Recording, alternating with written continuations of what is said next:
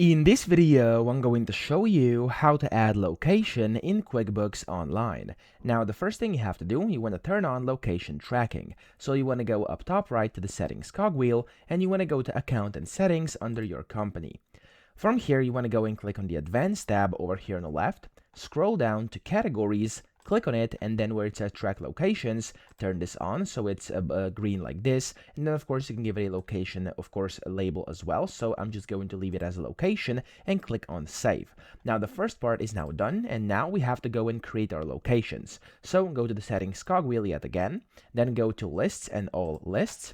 And in here, you want to go to locations here at the bottom left.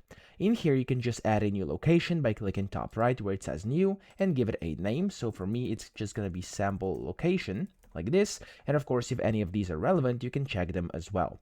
Now, after this, click on the save button. Wait for a few seconds for this to save. There we go. We have a location. And now, of course, you can add this location to basically anywhere you want. So you'll be able to basically put them like on invoices, bills, expenses, stuff like that. If I go to create top left and click on invoice, you'll see that now there's going to be a location field. It says location hidden. You can click on it and then select your location just like that. Okay. So that's how to do this. I hope this video helped you out. If it did, please subscribe to the channel and help me out as well.